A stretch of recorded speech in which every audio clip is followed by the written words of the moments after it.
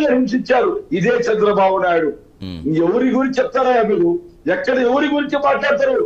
నిన్న గుంటూరులో ఒక మహిళను విమర్శనం చేసి కొడితే కనీసం 2 రోజుల దాకా ఎఫ్ఐఆర్ నమోదు చేయలేదు. అంటే ఎమ్మెల్యే గారు చెప్తేనే కేసులు నమోదు చేస్తారు. ఎమ్మెల్యే గారు చెప్పకుంటే ఆ విషయం బయటికి రాదు. ఎందుకంటే మన ఎల్లో మీడియా ఛానళ్లు ఏదైతే జగన్మోహన్ రెడ్డి పేరు వస్తానే బ్రేకింగ్ అని వచ్చేస్తారు.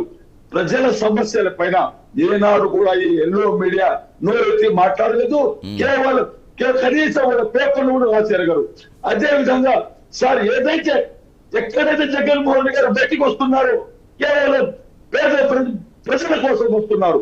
సార్ నేను అడుగుతున్నా సార్, హిందువులు కానీ ముస్లింలు కానీ అందరూ పేదవాళ్ళే కదా సార్. దాదాపు పేదరికం ఉండదు. అది క్యాస్ట్ ఇర్రెగ్యులర్ క్యాస్ట్ గురించి చెప్తున్నా సార్ నేను.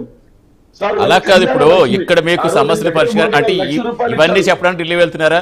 ఇక్కడ కేసులు నమోదు చేయటం లేదు. ఇప్పుడు అక్కడ కాదు అక్కడ ఢిల్లీకి వెళ్తే అక్కడ కేసులు నమోదు చేస్తారా? అలా కాదండి, ఇక్కడ ఏది నమోదు చేయలేదు, దేని గురించి పట్టించుకోలేదు. మీరు సాయికృష్ణ చెప్పారు, సాయికృష్ణ మీద సస్పెన్షన్ తీసుకోలేదా? ఇమీడియట్ గా సిట్ వేయలేదా? కొన్ని దేనికి రెస్పాండ్ అవ్వట్లేదు కాదు, దేనికి రెస్పాండ్ అవ్వట్లేదు అంటే ఎలా రెస్పాండ్ అవుతుంది? దానికి దగ్గర మార్చేస్తున్నారు సార్.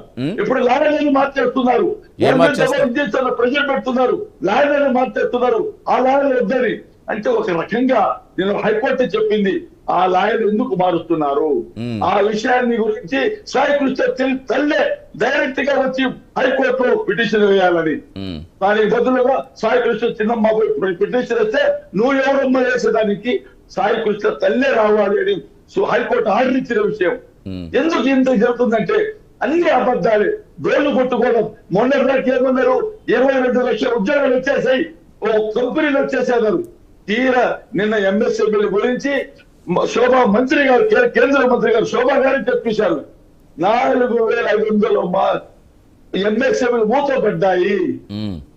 దాదాపు 45 లక్షల మందికి ఉద్యోగాలు పోయాయి అని. అయితే మేము 24 సంవత్సరాలు 20 లక్షల ఉద్యోగాలు ఇస్తామని చెప్పి చంద్రబాబు నాయుడు అబద్ధాలు చెప్పడం ఎందుకు? ఈ రాష్ట్ర ప్రజలు మోసం చేయడం ఎందుకు? ఈ రోజు వచ్చిన ఉద్యోగాలు 6,900 చిల్లర ఉద్యోగాలు. ఇలా చెప్పింది 22 లక్షల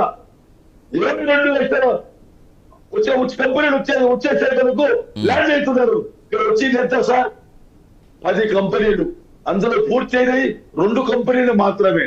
అంటే వాళ్ళకు వచ్చే ఉద్యోగాలు 6,900. పోయిన ఉద్యోగాలు 48,000 ఉద్యోగాలు పోయాయి సార్. 48,777 ఉద్యోగాలు పోయాయి. అంటే ఎవరు తీసుకున్న చర్యల వల్ల, వీళ్ళు తీసుకున్న వల్ల అక్కడ గత ప్రభుత్వంలో ఏమన్నా జరిగిన దాని వల్ల ఇక్కడ పోయినాయా? కాదు సార్, ఈ ప్రభుత్వం వచ్చిన తర్వాత వీళ్ళు తీసుకున్న పోయినాయి అంటారు. ఎస్ రాఘవేంద్ర గారు చాలా ఎలిగేషన్స్ వస్తే రెస్పాండ్ అవ్వాలి.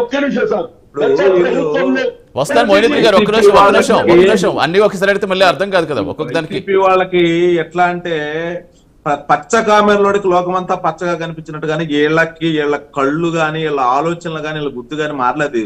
ఒకటి, వీళ్ళు 2019 నుంచి 2024 వరకు వీళ్ళు చేసిన అరాచకాలకి దాష్టికాలకి ఆంధ్రప్రదేశ్ రాష్ట్రం నుంచి ఎన్నో కంపెనీలు తరలి వెళ్ళినటువంటి పరిస్థితి. ఎగ్జాంపుల్ అమర్ రాజా బ్యాటరీస్ కూడా మీరు అడిగిన దానికి సమాధానం చెప్పండి, మళ్ళీ మీ దగ్గరికి వస్తాను. వెళ్ళిపోయినటువంటి పరిస్థితి. రాష్ట్రంలోకి పెట్టుబడులు రావాలన్నా, రాష్ట్రంలోకి పరిశ్రమలు రావాలన్నా, రాష్ట్రంలో ఎవరొచ్చి ఇన్వెస్ట్మెంట్ పెట్టాలన్నా భయభ్రాంతులకు కూడినటువంటి పరిస్థితి జగన్మోహన్ రెడ్డి సృష్టిస్తే ఈ రోజు ఆంధ్రప్రదేశ్ రాష్ట్రంలో ఆంధ్రప్రదేశ్ రాష్ట్ర ముఖ్యమంత్రి వారు కానివ్వండి, లోకేష్ బాబు గారి నుండి ఇన్వెస్టర్స్ ఒక నమ్మకం కల్పించి రాష్ట్రంలో వాళ్ళ యొక్క పెట్టుబడులకు ఎప్పుడు కూడా ఎటువంటి ఇబ్బంది రాదని చెప్పేసి నమ్మకం కల్పించి రాష్ట్రానికి పెట్టుబడులు తీసుకొచ్చి రాష్ట్రంలో ఇప్పటికే ఎన్నో కంపెనీలకు